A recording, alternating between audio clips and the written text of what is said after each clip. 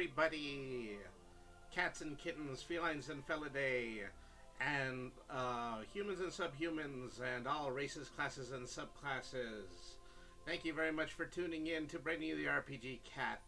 Tonight, well, we're going to go back to RPG writing. We are streaming Writing the RPG tonight. We are writing a little bit more of Jolly Roger's Island, which is our 5e compatible pirate intrigue campaign. And so we're picking up right where we left off the previous stream. So I'm probably just going to do a very brief recap in order for us to start. And then we will go ahead and we will continue writing tonight's streams. So thank you everybody once again for tuning in to the stream. I am working on a campaign in order to get my first 50 affiliates. Anybody who is in my first 50 affiliates has been given a free Brainy the RPG Cat official follower fish stick, which they will be able to post and link to on their Instagram page. So thank you everybody who has become my follower so far, and you've got everybody who has been my follower up until today's stream has been giving a fish stick. Is that I hope that throughout the stream we will be able to find some more, but you know, wishful thinking, meow. So let's go ahead and let's get started. Okay, so Jolly Roger's Island. Once again, we have come to the archipelago. It's a string of islands northwest of the trading continent to the kingdom. These islands come calling to you behalf on some new ordinances that have been passed to you from the mainland. Many wealthy patrons and and tradesmen want the wilds of these islands charted on maps after their presumed desertion from the pirate outlaws that were previously known to occupy these shores. Nagisa Nami says, "Good evening, Nyan Superior." Oh, I am not Nyan Superior. I am Nyan Very Learned. But anyways, thank you very much for tuning into the stream. Alright, so effectively, this campaign is built around the fact that you're a pirate who is just barely beginning to explore the island, and they are going to eventually get involved in the many forms of politics that occur on the island. So I think when we last left off, we were writing about a series of quests where we were going to get to meet the title character of this campaign, which is going to be Jolly Roger, and the many members of his former crew who dwell on the island and still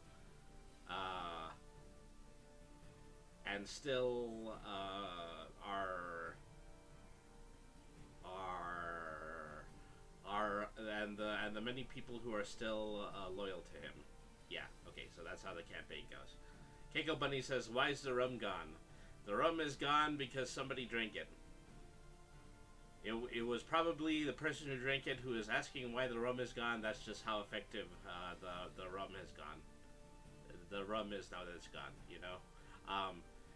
I don't know if I'm going to make rum references in this. I am going to probably do grog references, and you know, grog is, of course, that very special mixture of rum and water, and nobody actually adds water. You know what they add instead of water? They add more rum.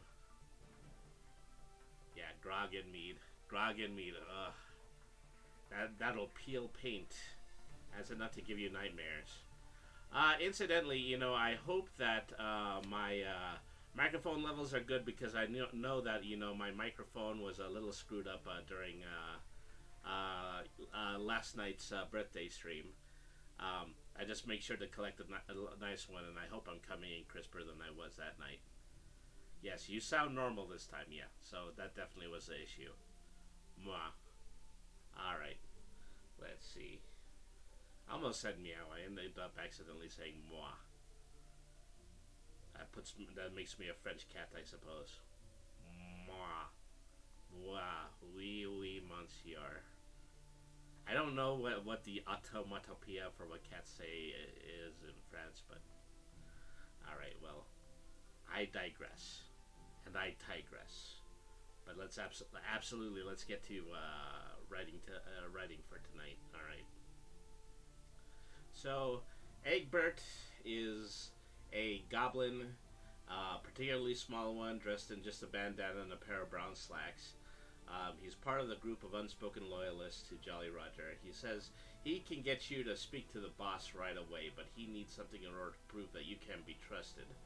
He sends you to the Girded Loins Tavern and tells you to ask for Bargus. Doing so will lead you to the quest In and Out Brawler. Alright, so I had another alternate quest here that was called Here Be Dragons. I'm trying to see where I actually stuffed that in my previous writing, but I'll find it in just a moment. We'll start we'll start writing In and Out Brawler. So you arrive at the Girded Loins Tavern, which is, probably what you're going to do if you're headed towards the Girded Loins Tavern. You're going to arrive there. And, let's see. Our keep. Mabel is hard at work serving the many patrons of her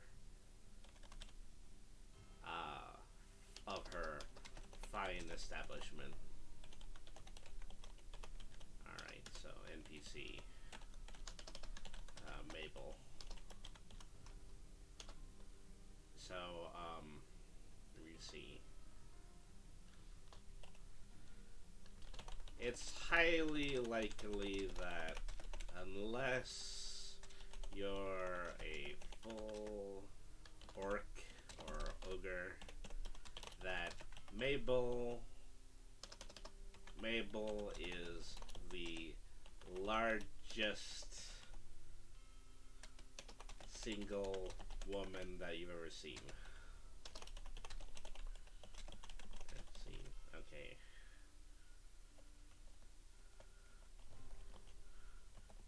Okay, so she doesn't seem to be mixed race herself. Just human, but what a human. She quite likely stands 6'7", and weighs 520 pounds. Well, maybe that's a bit too much. Maybe about 450 pounds. Other than, yeah, she's a brick house. She's mighty, and just letting it all hang out. So, Mabel is largely based on the stories of some bar patrons from the northern part of the the UK. That were supposedly plenty tough and didn't need anybody's help in order to routinely clean out her bar. Let's see. Some standard. So other than some standard robes, well, some standard barmaid dress, you notice that she has a rather lengthy short sword sheath at her side. And she wears a necklace that is made entirely of different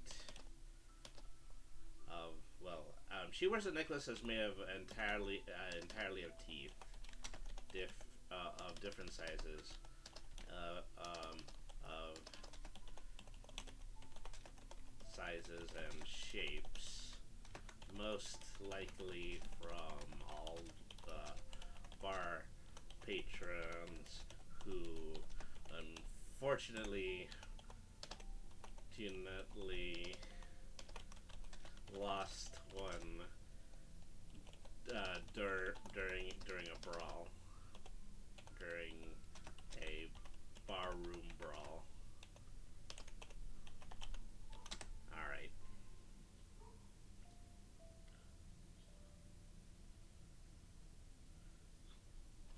So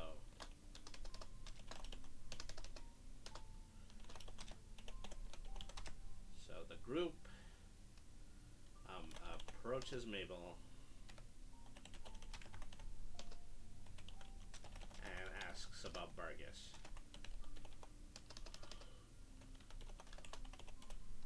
Yes.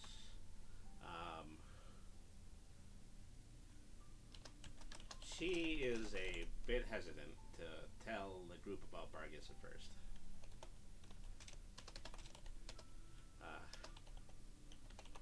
Than to tell the group about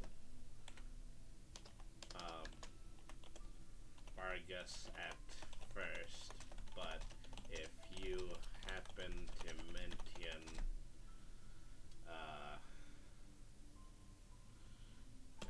the goblin NPC, what was his name again? Egbert. But if you happen to mention Egbert, she will, she understands that this is one of the goblin's little tests, and will take you to the part of the inn that Vargas is occupying. Alright.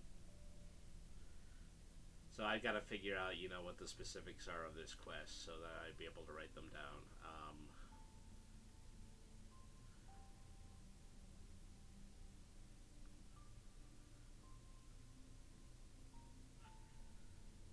Let's see. Vargas, as it turns out, is an orc, and a former guardsman of the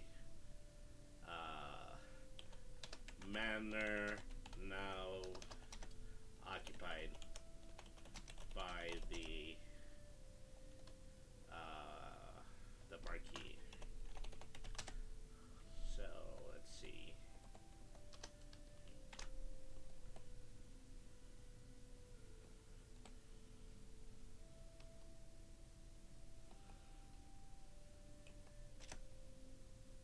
He also appears to be quite full of ale. He also appears to be quite full of ale and a lot of anger for the situation he's in.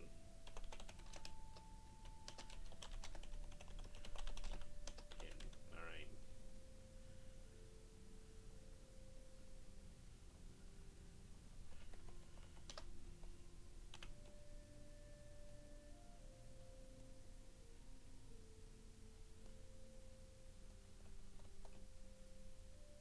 How difficult do you find it to write about pirates when everything these days is Pirates of the Caribbean? Well, I mean, I have a couple of different answers to that. The first one has to do with the fact that, I've watched all of the Pirates of the Caribbean films, and I like them for providing a certain kind of theming when it came to pirate writing. And so a significant amount of this very campaign is really centered around similar types of pirate interactions that are in Pirates of the Caribbean. Pardon me. But my other answer to that question would be is that a lot of people don't know this, but Pirates of the Caribbean is largely based on the rhyme of the Ancient Mariner, which was probably one of the oldest pirate standard epic poems that exists, and so it's not as though what they did wasn't derived from a pirate source. It wasn't derived in a way from classic literature, and that's mostly what the first movie was made out of. Later on, it became a bit more of a character piece, one where they were able to continue the story just based on the character dynamics that they established in the first movie. But in addition to that, there's just a lot of fan service elements of things that they took from the original theme park ride at Disneyland. So, I somewhat follow in the Mark Twain philosophies of writing, in which that all ideas are secondhand. Is the originality that you bring to a piece is how you happen to arrange them, and the main reason I'm writing this campaign, just kind of has to do with the fact that there isn't really anything that is fully centered on pirates. There isn't a fully centered pirate interpolitical campaign, and so that's what I hope to bring by writing this one. And so in the end, it is very likely going to be a character piece in much the same way that the Pirates movies turned out to be. Alright.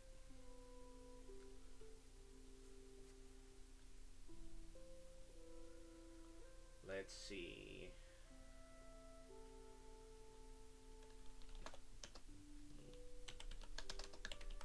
I'll start making NBC notes. Yes,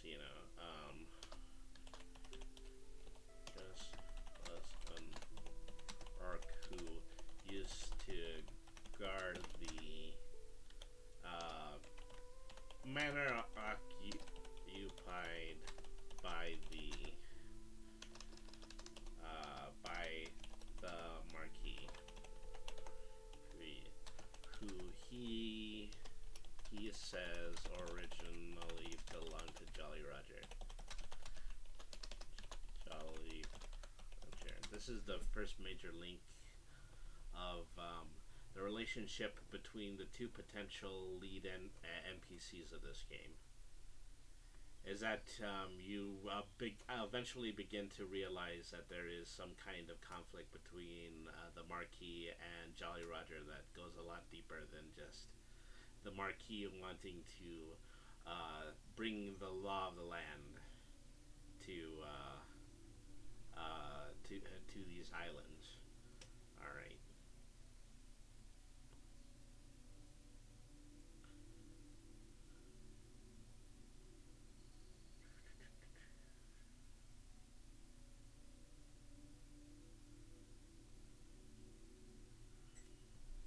So he was rather unceremoniously removed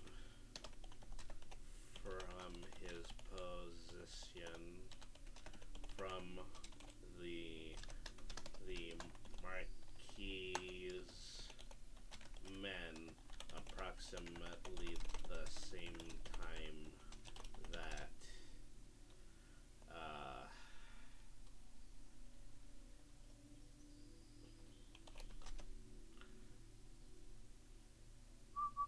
approximately the same time that that Jolly Roger was thrown into prison.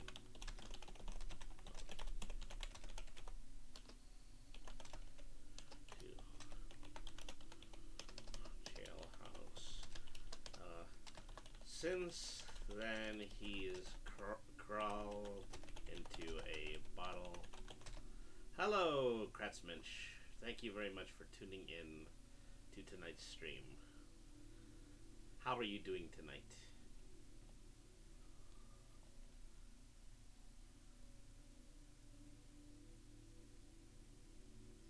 Meh. You're doing meh. Is there potentially anything that I can do about meh? Or are you just mostly hoping to retain meh?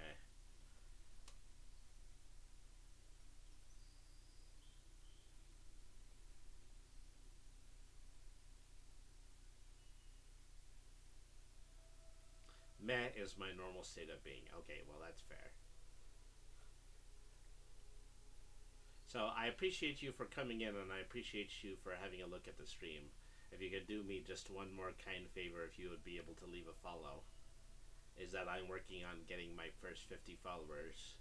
And I will also give you one of these lovely official follower fish sticks in response to your kind contribution.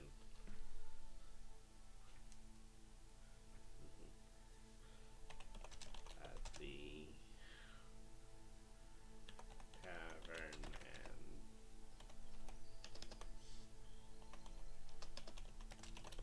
Okay, so tonight we are in the middle of writing a RPG called Jolly Roger's Island, and so this is my attempt at creating a pirate interpolitical campaign, which is something that I don't believe is within the boundaries of Dungeons and Dragons 5e just yet. I can't hear everything you're saying. Contribution? Oh, well, first of all, let me raise the volume on my mic. Is that any better? Yeah, it's usually that I just have to keep my mic that high in order for it to be working properly. Alright, so I'm just asking you if you can just click the follow button at the bottom of the Twitch page. That would be very helpful. And so in response, I'm going to be giving you one of my official first 50 follower fish sticks, which you can see at the top. Yes, thank you very much for your follow. I appreciate it a lot. So I hope we'll have many happy streams together. A lot of our mutual friends are also followers of this stream. And, I'm looking forward to going to a few of our mutual online hangouts and making some streams about in those places as well. Okay, at least it's not a request $1 million. There's absolutely no way not to say it that way anymore. $1 million. Ba ba ra ra ra.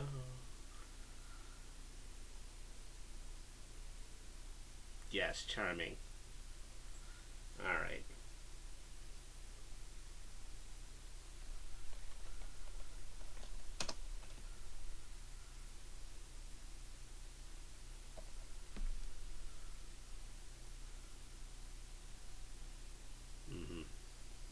I know a bit about writing. Yes, I know that you do. Is that you have very kindly sent some of your writing to my mailbox, and I think I think that it's pretty good.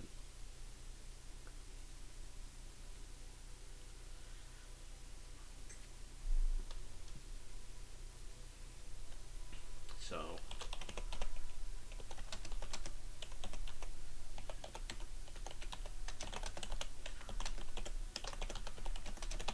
Okay, so let's see.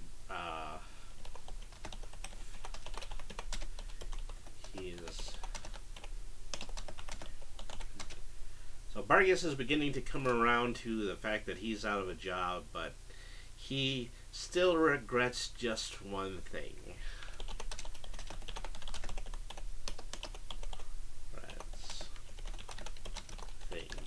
He left a prize possession in the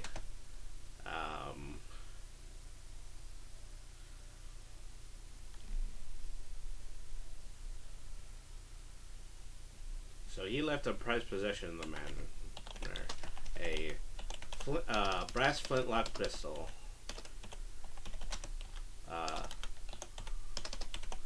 Lock pistol, which used to belong to his mother.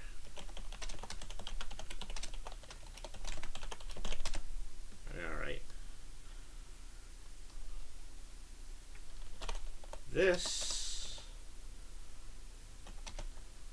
pistol is currently in possession of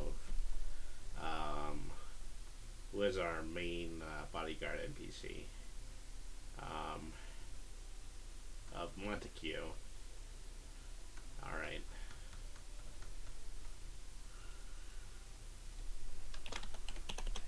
Thank you. But,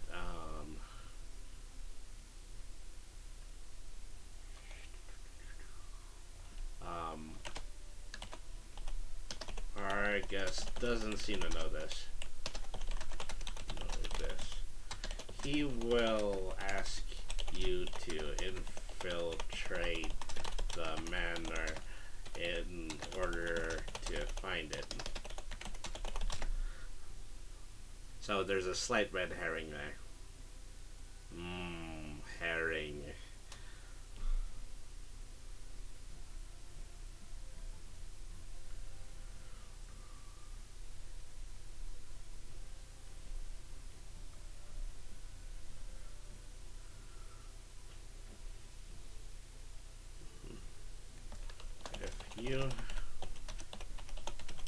I mean, so, herrings aren't always red. It's merely that, yeah, you know, this is really just an example of literary devices. A red herring was something that was originally used as a false clue in a very old mystery novel. And so everything from every time that's mentioned from that point forward, any kind of false clue is referred to as a red herring. That's basically what that means. Just a literary device, just a literary practice. All right, let's see.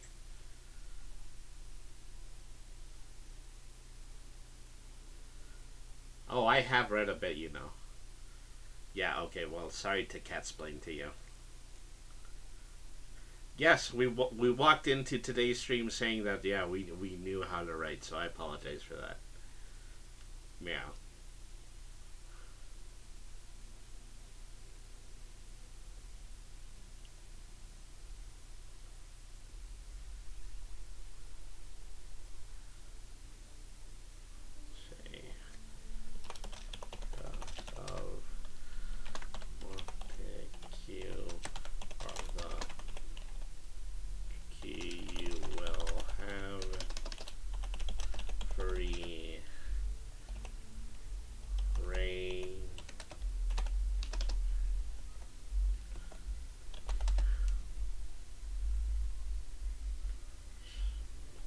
So if you gain the trust of Montague or the Marquis, you have free reign to explore or the manor for the pistol.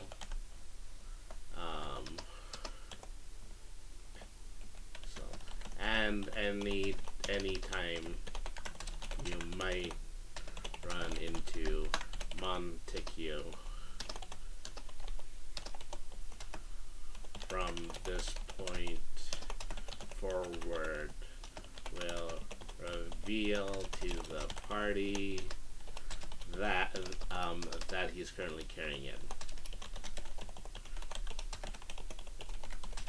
Okay. So I'm moving slightly away from an NPC description here.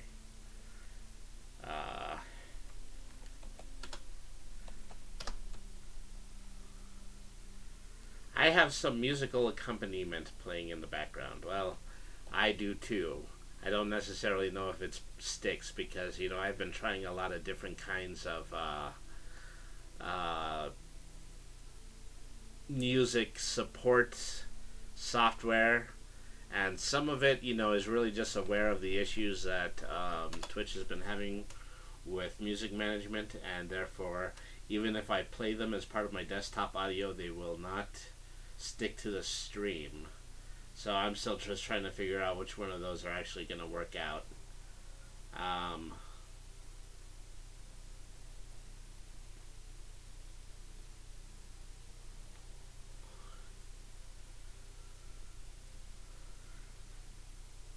so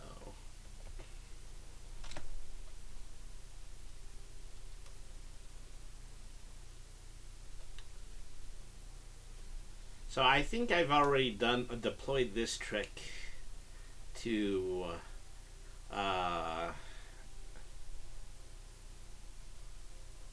I think I've already deployed a false trick where you simply ask a character in order to give you a specific item, and I would do it again in this quest, but I think that doing it twice within the same chapter would be a bit of a cop out. So the next thing I've got to figure out is how you would manage to get the pistol back from Montague.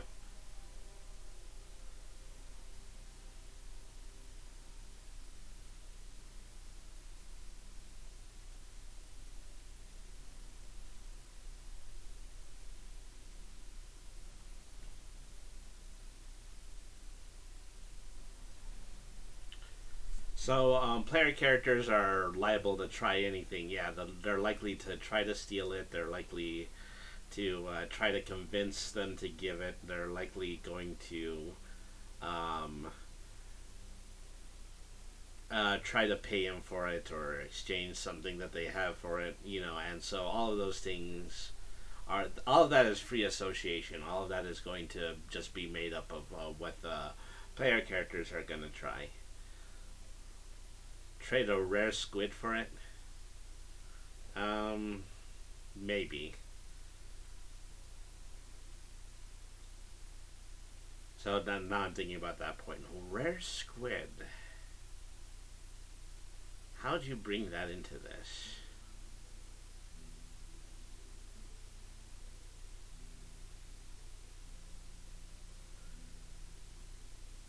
So,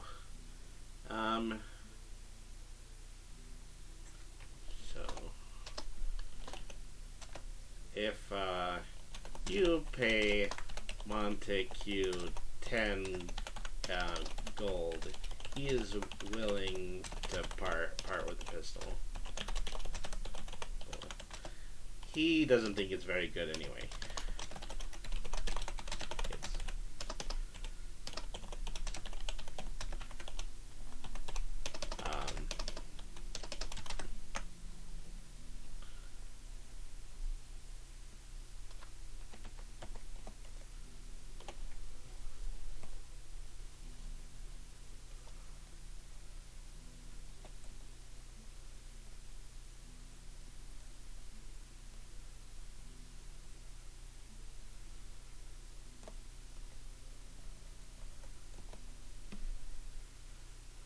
A squid named Sam in an environment suit. That sounds like it comes from something.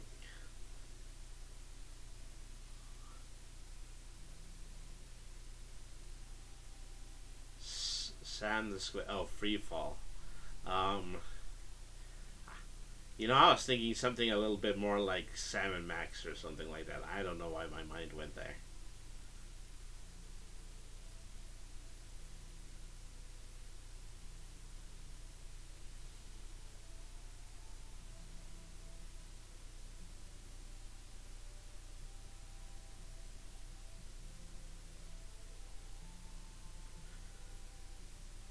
See, I have the original Sam and Max comic somewhere. Yeah, I've looked that one up on Amazon very recently, and it is worth a lot of money. And so, more surprising to me is the fact that they haven't done multiple reprints of it like they have with lots of other classic comics.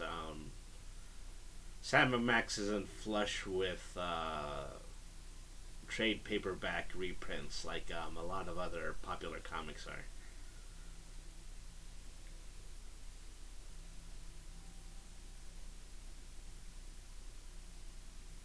So I think this should be like a substantial sum. So probably something like 30 gold.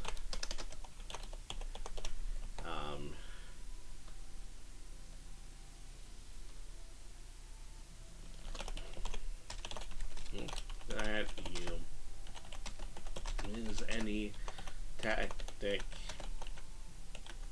including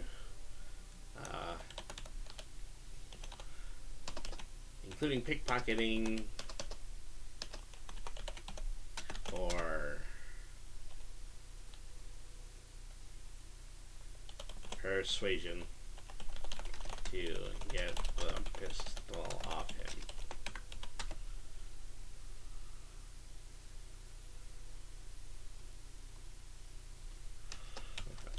But if he finds it missing against his will, he will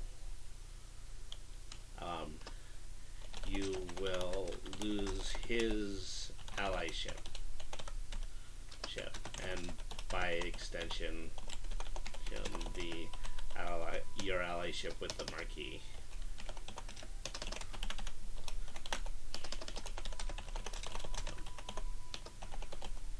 All right.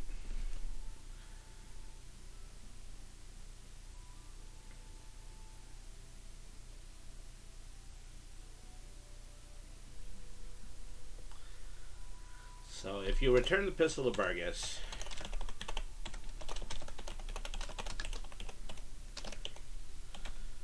yes, he will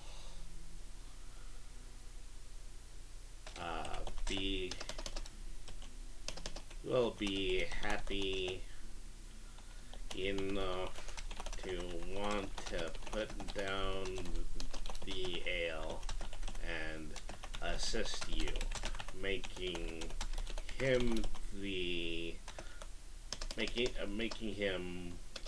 a potential crewmate.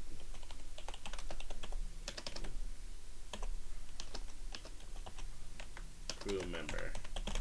I think that's how I put it before.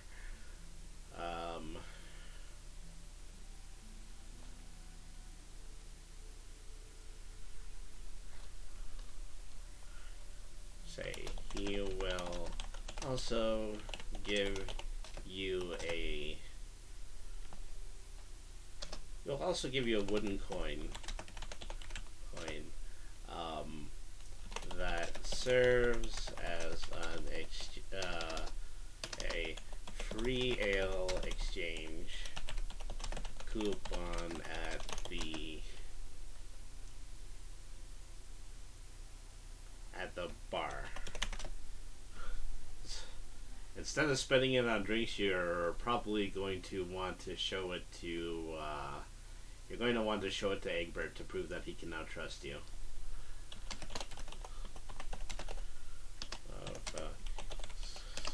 It to buy a drink, you can show it. All right. Prove to him that you can be trusted. All right.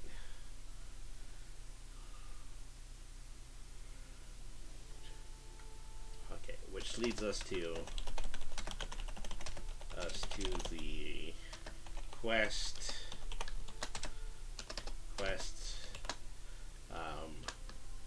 Saturday evening breakout.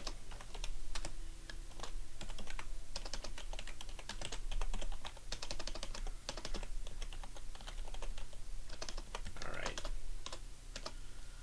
Quest, and so now we're gonna write that quest. Quest Saturday evening breakout. Okay.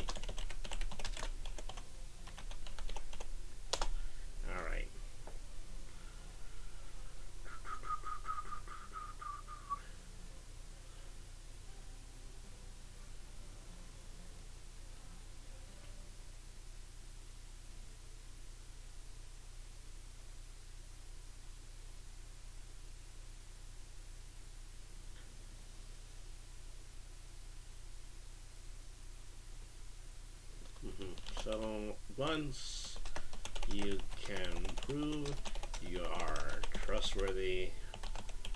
Lead to Egbert. He is willing to show you his master plan. He is staging a breakout of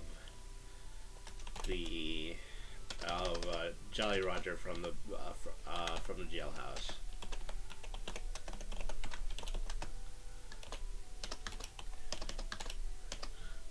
jailhouse. And he wants you and your party to assist him, along with any of Jolly Roger's former crew members you befriended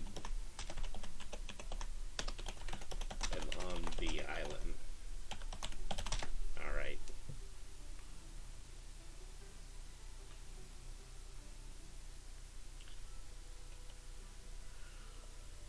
So, he will wait until nightfall to contact you about what your role in the plan is. About your role in the plan. Role in the plan. In the meantime, he will honor your request to speak with Jolly Roger. Alright, so he goes to the side of the jailhouse and knocks on the bars with a gold coin. Clearly a signal used to get Jolly Roger to come to the window. Okay. So this is where we get to meet the other main NPC of this quest. Let's see.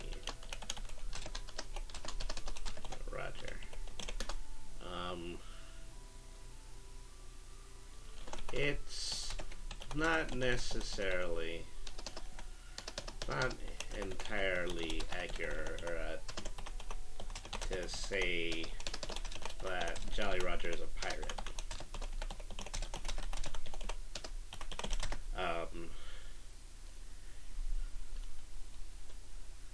He when he was in charge of the island, he was a semi-legitimate businessman with many contacts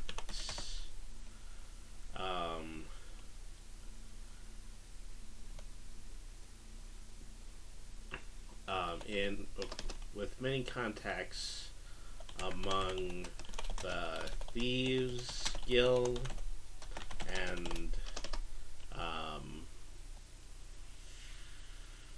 Thieves and Assassins guilds you know about from the mainland. Alright.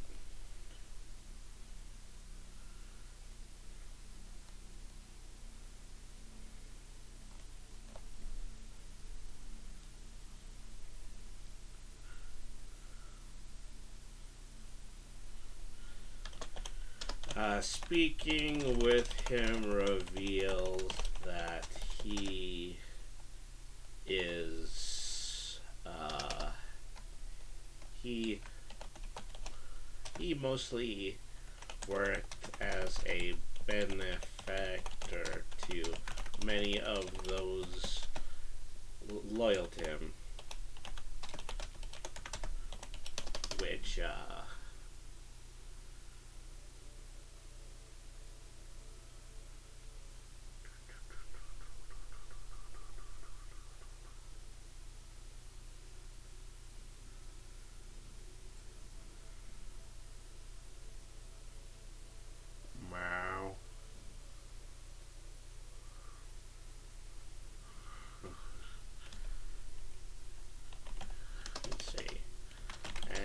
convincing enough, and he is simply persuasive enough. You need a face puncher's guild, a backstabber guild, and a sarcasm guild. I'm writing a parody lawful evil campaign, and it's very likely that if I were to put those in, I would probably put those into that one. Because, that's where, every single one of them, that's just the thing is that, is where, virtually absolutely everybody in the town in that other game is an evil alignment. So they would be very likely that they had an exclusive face punchers guild, a backstabbers guild, and a sarcasm guild.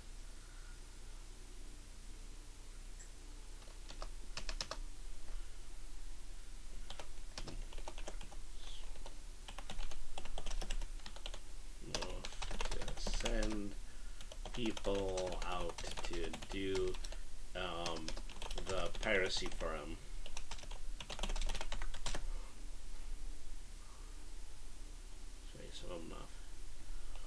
While he is still imprisoned, it is impossible to tell what he looks like.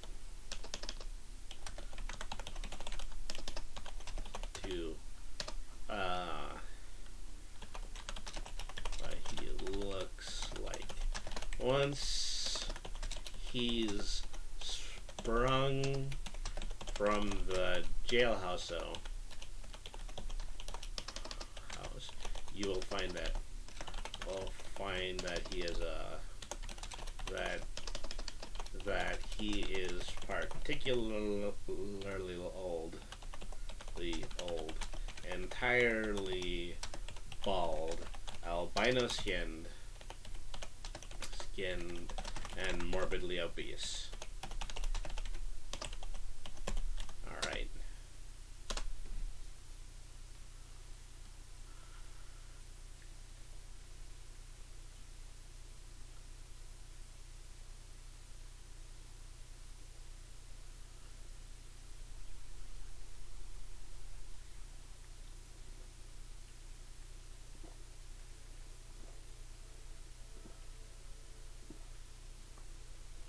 Just taking a sip right about there. Hail, hydrate.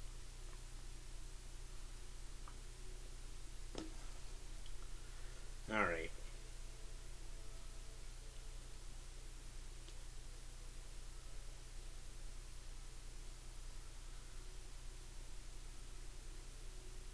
Say.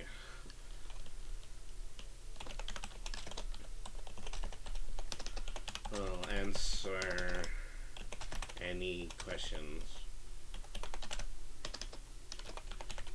about the marquee and the crew that the players might have amassed since arriving at the island.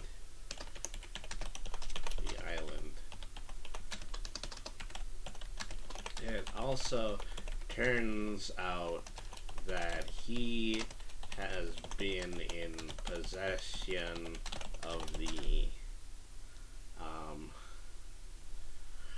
forged map that the Marquis has been looking for.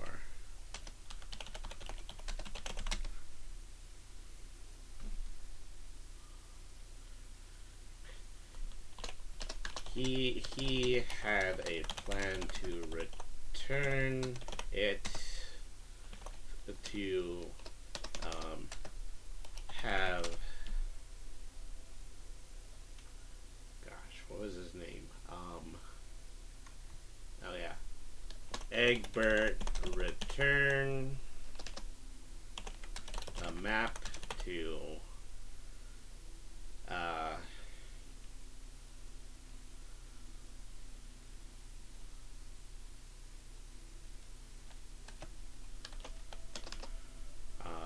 to the Marquis to further lead him on a wild goose chase.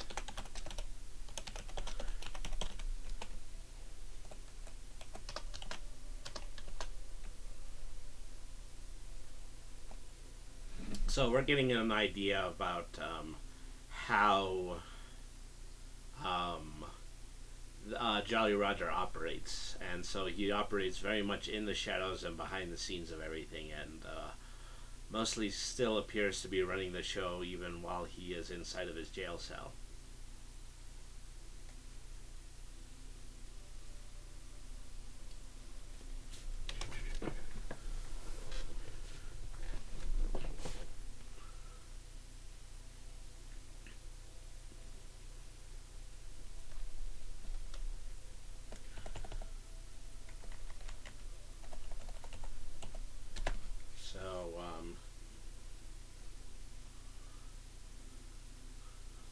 Say, if you accept the mission, Jolly Roger will either try to convince the party to deliver the fake map, or assist Egbert with the jailbreak. The party will either will only have enough time to do one or the other. Alright. You could go to the dogs and have a Collie Roger. Oh, well, why didn't I think of that? An all-anthropomorphic campaign is probably something that should be in the back burner for me.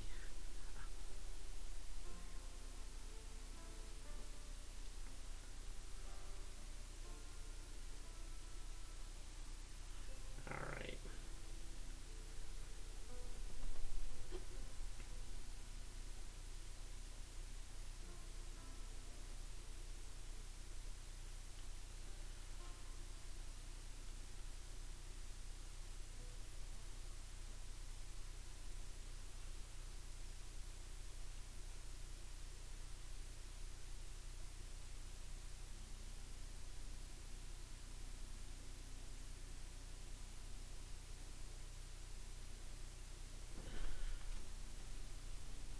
Let's see here.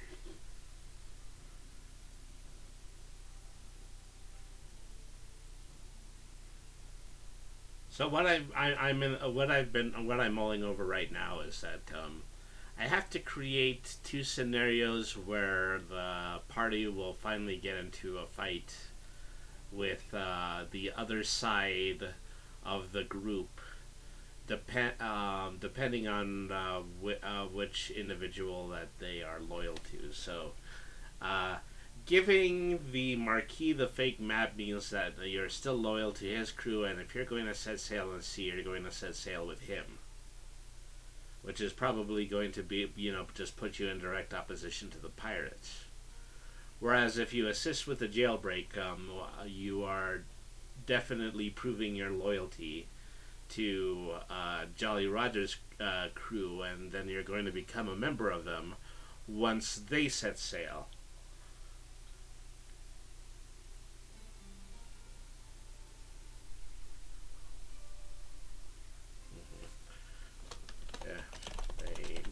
Choose to deliver the map, they will cement their loyalty to the Marquis and his crew, which will lead to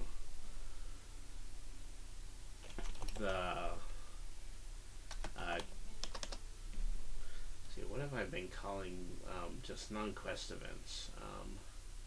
I haven't been calling them anyway. I've just been subtitling them. Alright.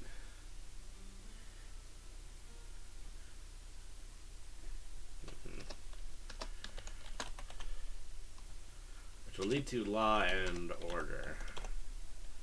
Dun dun. Yeah, I'm probably not going to want to keep it that way. Which will lead to the section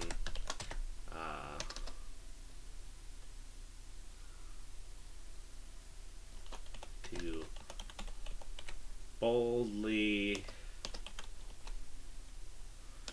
Okay, so lead to the section to boldly sail.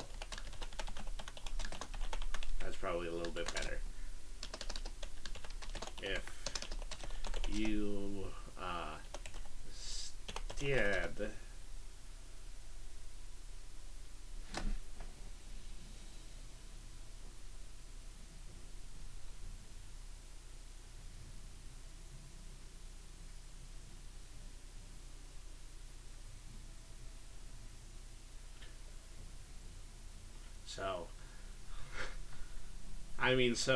yeah, Kretschmann has piqued my interest with William Hope Hudson.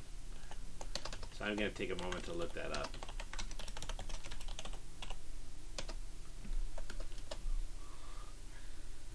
Let's see here.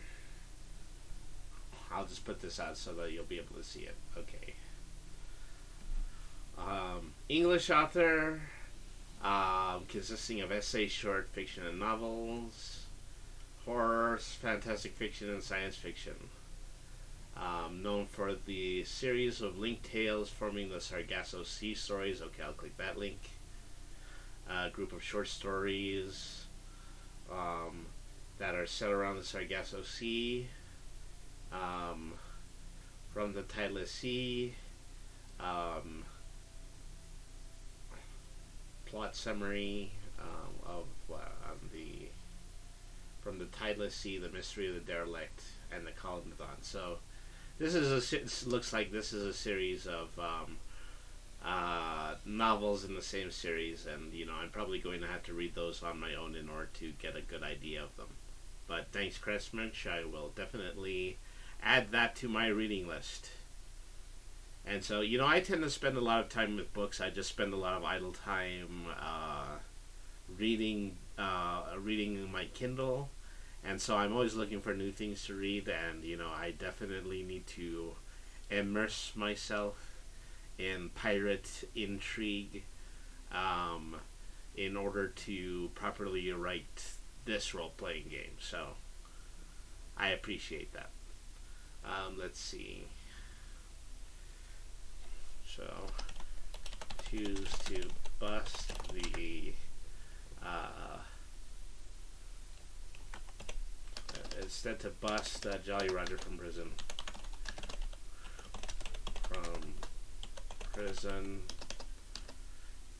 You've seen some pictures of my library. I think I might have, but it also might have been a really long time ago, so I can't recall it.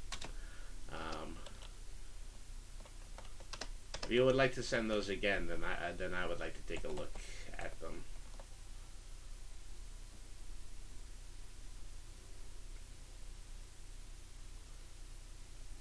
And you can send that to me over private message or whisper. I'm not necessarily sure if I have links open in stream chat at the moment.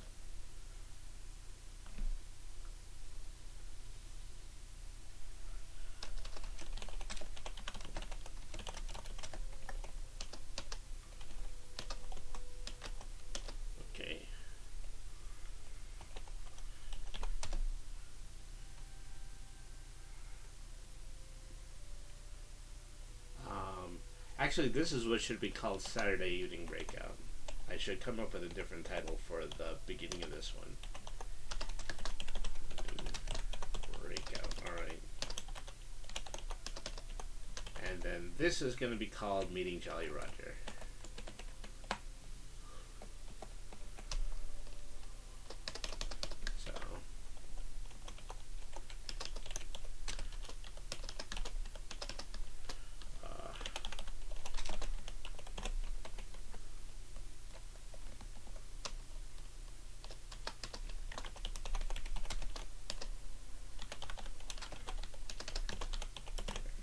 There we are. That's all fixed.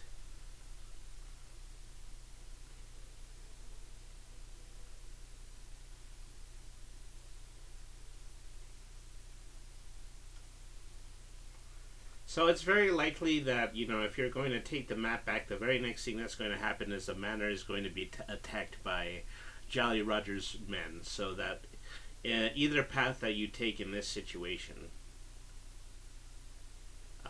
will lead you to into a confrontation with the other side.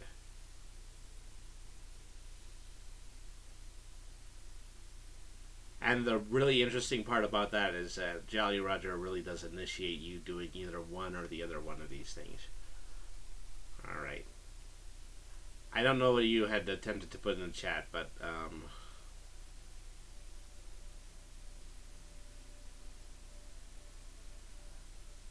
and like I said, I would prefer it if you're gonna send me a picture, please send it to me over a whisper or send it to me over any of the other private messages that you have on me, because I'm probably not going to be able to look at a link through the chat right now.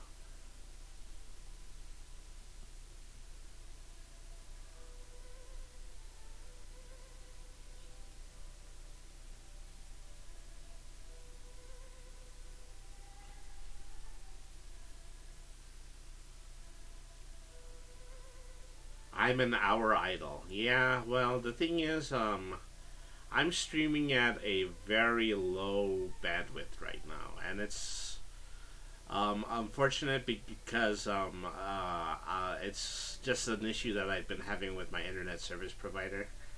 I'm hoping that it'll get fixed sometime by the middle of next week when I use next week's amount of streams, but I'm somewhat stuck in the neighborhood of streaming at about 600 kilobytes per second until the internet service provider gets around to fixing that.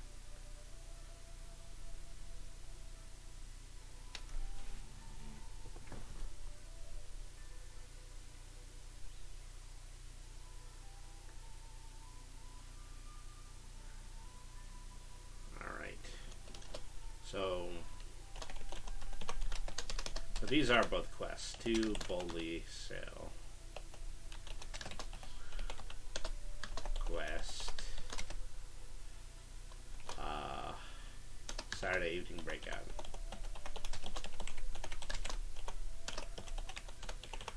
Alright.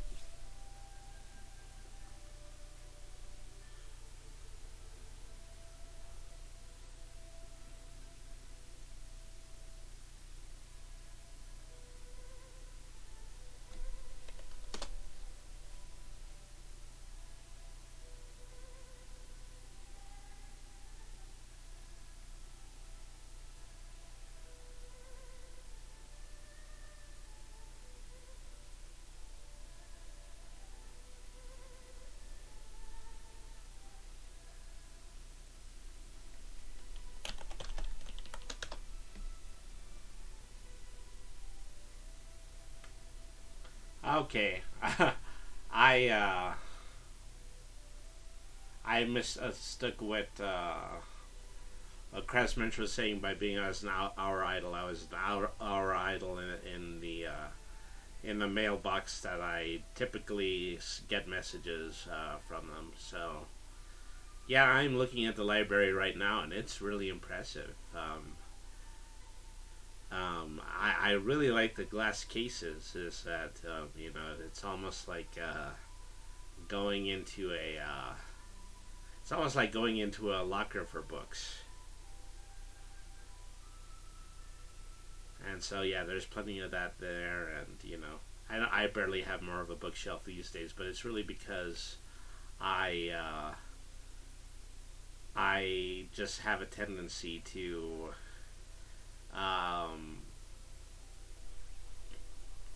buy books on Kindle and just read ebooks in idle moments, like when I'm going to the train back and forth from work.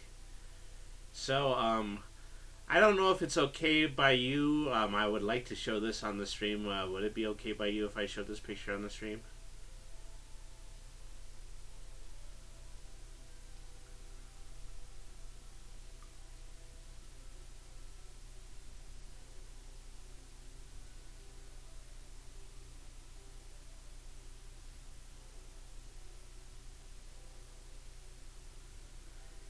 is there's a part of me that thinks that I can pick out some of these books just by the way that they're bound. Okay, so yeah, she'll let me show the picture, and so I'd have just the picture highlighted in the window at the moment. So let's see here. Well, I could zoom in like this, and so this section right here looks like it's young adult novels, probably like the Boxcar Children or the Babysitters Club, whereas this section right here has 3 very old vintage books. So that has to be, you know, from a very classic literature piece right there. Oh, this is Walt Kelly's Pogo. Okay, I had no idea what the Walt Kelly's Pogo books look like, and let's see. So this is an interesting set right here, all in red bound books.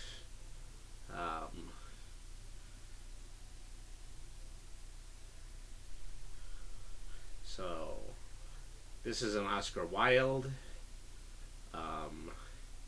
1914, 1950 references on mythologies. That's what these 3 books up here are. Okay. So the red bound books, and then I was looking at this. This was a collection of Oscar Wilde.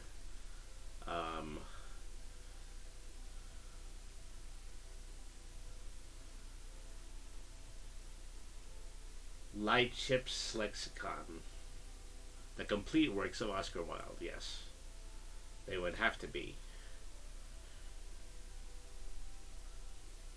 So that's terrific. That's a very great collection that you have. All right.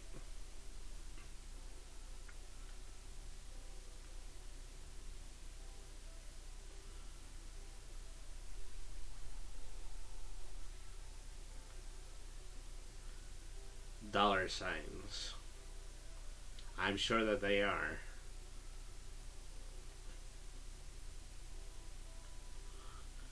I'm looking to get an assessment on some of my old collectibles. Is that, you know, I'm hoping that I'll be able to make some money off of it, because I'm hoping in order to make some long-term investments.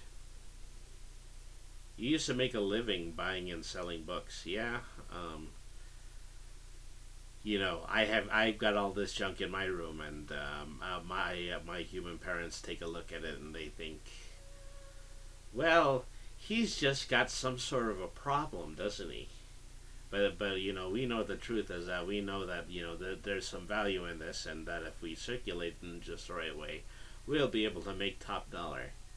Of course, I don't think about this with the book regarding the books here in the Library of Denier, because, you know, those are just for people's reference and knowledge.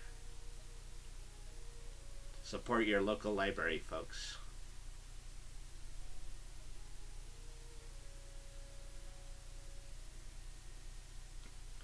Alright, so where was I? Oh yes, okay, the quest to boldly sail. Okay, so returning the map to the marquee will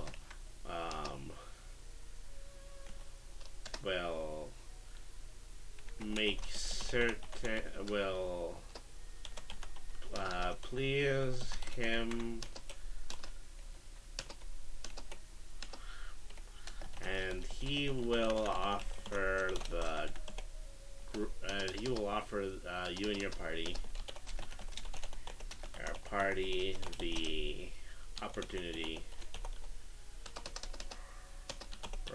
to join his sailing expedition.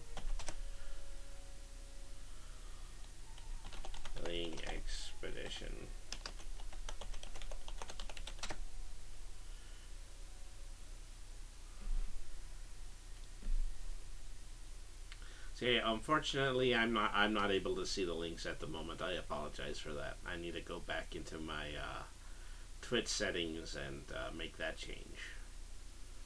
Alright, so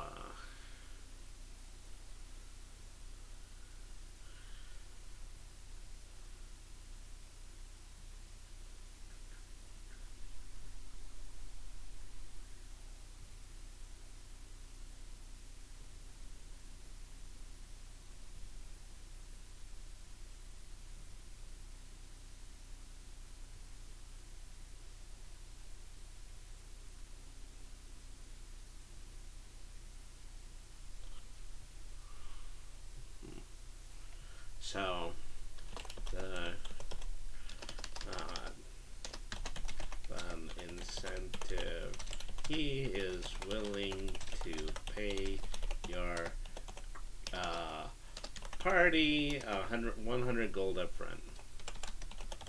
Up front. And you will have the opportunity to spend that on provisions just before the sun goes down.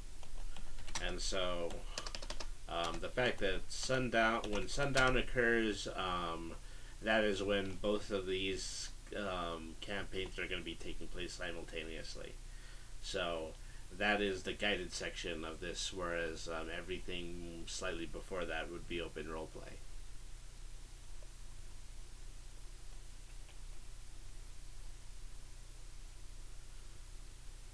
Alright. The sun sets.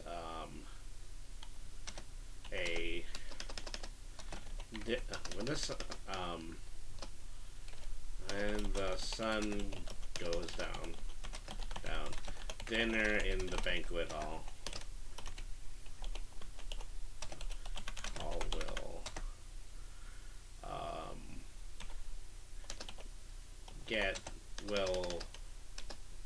will become rather rudely interrupted. Get rudely interrupted when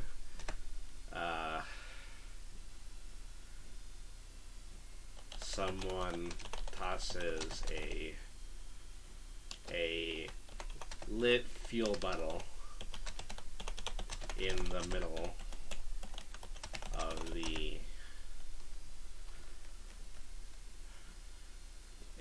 of the dining table.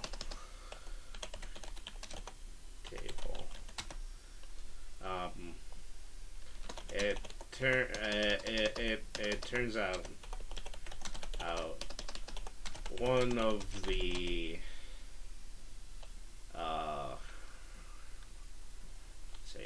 the supposedly loyal crew members of the Marquis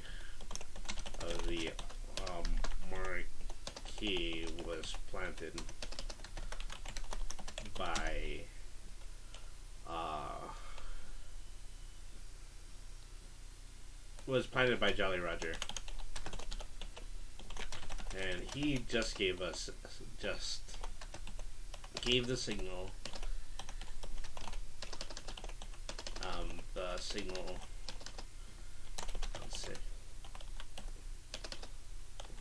For the rest of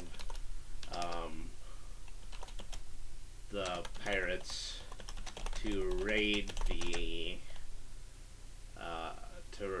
manor.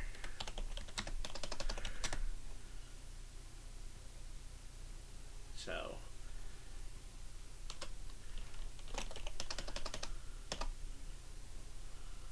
if you want heroes, look up Fritz Lieber's Fafhrd and Grey Mauser's Sword and Sorcery stories. Yes, I will do that.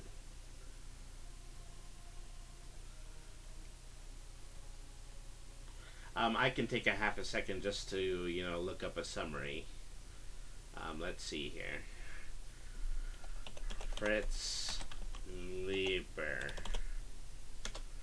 American writer. Theater and films playwright and chess expert. Let's see. In 1936, he initiated a brief, intense correspondence with H.P. Lovecraft, who encouraged and influenced Lieber's literary development before Lovecraft died in March of 1937. Lieber introduced Fafhrd and the Grey Mouser in Two Side Adventure, his first professionally published short story in the August 1939 edition of Unknown, edited by John W. Campbell, the Penny Dreadfuls of its day. Just free short story analyses books. So, two sword and sorcery heroes appearing in stories written by Fritz Lieber. Fafford is a very tall and strong northern barbarian, skilled in both swordship and singing. The Mouser is a small, mercurial thief, gifted and deadly at swordsmanship. The characters are loosely modeled upon Lieber himself and his friend Harry Otto Fisher. The stories of the two were only loosely connected until the 1960s, when Lieber organized them chronologically and added additional material in preparation for paperback publication. They're a bit lighter than Carl Edward Wagner's Tales of Cain, but he's worthwhile too, as well as Robert E. Howard. Wow.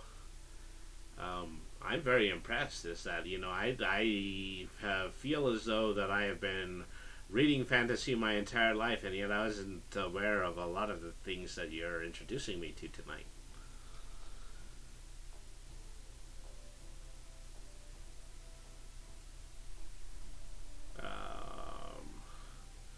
What do we got next?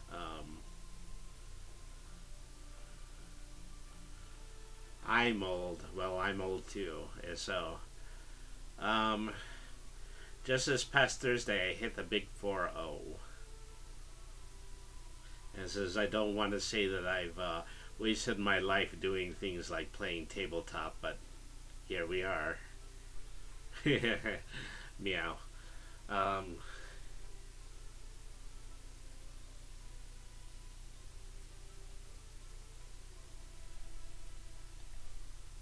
So let's see here. I want to spend the last 30 minutes, and hopefully I'm going to be able to cover the summaries of both of these quests. Oh, you're older.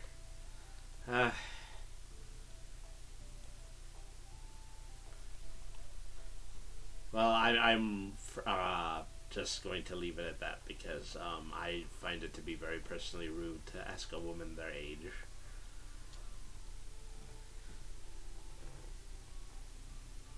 Not very mature. Well, who is really? I wonder what the benchmarks for maturity are these days. I think that they would actually be pretty close to the kind of hobbies that we're mutually into.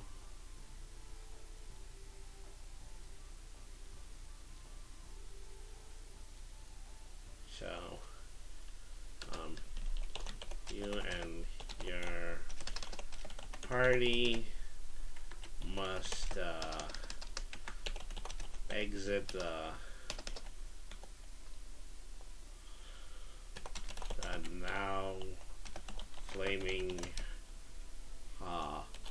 hallways of the manor, blocking your way. Your way are 1d6 groups of pirates,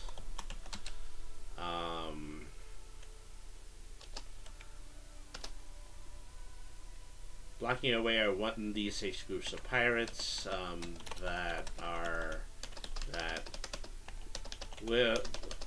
pirates which will be rolled at intervals.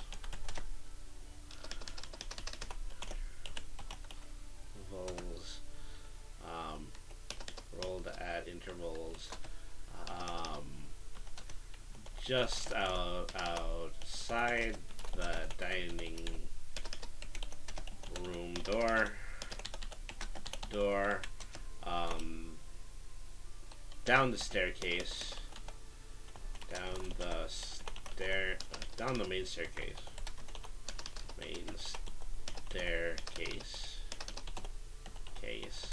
they swing in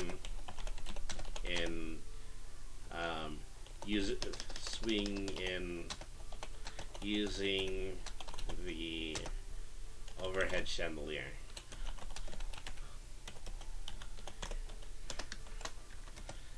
And just outside the front door.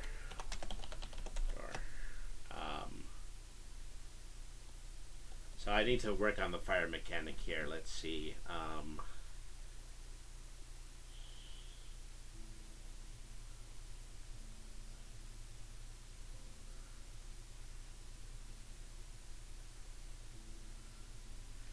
Okay, so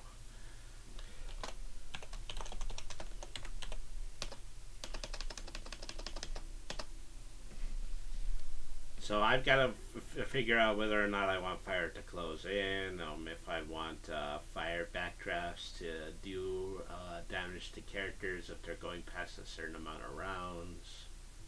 I'm probably going to go with the second one. Any battle lasts more than 3 rounds, a backdraft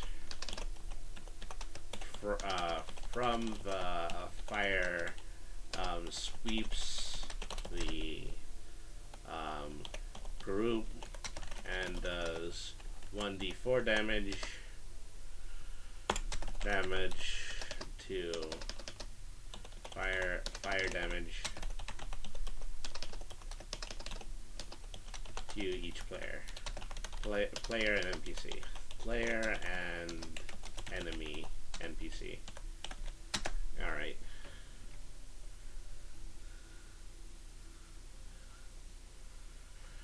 There are 3 side rooms. And eventually I'm probably going to need to map this. Uh-oh.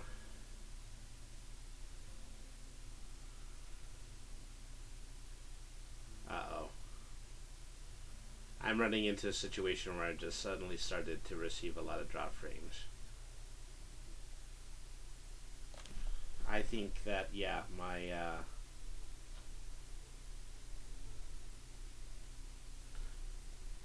so looking down at my modem right now.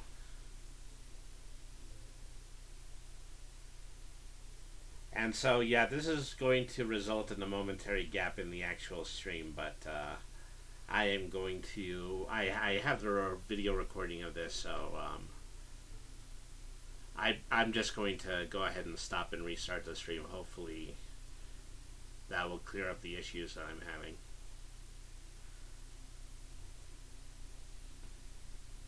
What's to say, how's by you? How's everything working out? I've been better. I mean, I've been dealing with a weak internet signal for the past 2 weeks. That's what's been going on with me. Okay, I think we're back. I think that's stable now. We'll see how long that it lasts. But we're probably only going to be streaming for 30 more minutes anyway. Oh, well, no, I spoke too soon. That's unfortunate. Yeah, that's still just mounting. Well, I was sailing for a good long time on this, but I believe that it died, so unfortunately I think I'm going to have to bring things to an end here. Alrighty then, thank you everybody for tuning in. Once again, I am WritingtheRPG Cat. Thank you very much for tuning into tonight's stream. I'm just having a lot of difficulties when it comes to the very low bandwidth that I'm dealing with, and so I'm just hoping that this is going to be completed by the end of this week, and I will be streaming at my previous capacity. Kratzmensch says, thank you very much for entertaining me. Thank you very much for entertaining me, Kratzmensch. This has been a very animated and intellectual conversation. I'm looking forward to looking at a lot of these novels that you have taught me about. So, thank you everybody for tuning in. So I'm going to be posting the VOD for this on my YouTube channel, and that's where you'll be able to see the actual full version of this playthrough. Thanks always for your stream. So thank you very much for coming in, Keiko Bunny. Thank you very much for Kratzmensch, and also Nagisa Ayanami for stopping by and chatting with me tonight. I'm going to be back next Friday beginning at 7 p.m. Mountain Standard Time. And I'm still going in search of my my first 50 followers. And everybody in my first 50 followers list is going to be added to my official follower fish stick group. And they will be receiving their images for official follower fish sticks through Instagram, Twitter, and Facebook. So thank you everybody for tuning in. I'd like to take a moment. I'm going to find somebody that I can do a raid with. Let's see here. I think I would like to pay a visit to let's go to the Antler Alchemist. I believe that she is in the middle of playing Spyro the Dragon Reanimated. So let's go ahead and let's pay a visit to them. Alright, everybody. Right. Alrighty, everybody. So thank you, everybody, for tuning in. Cats and kittens, felines and felidae, humans and variant humans, and every race, class, and subclass. I will be back next week with more stuff. So thank you, everybody, for tuning in, and good night for now.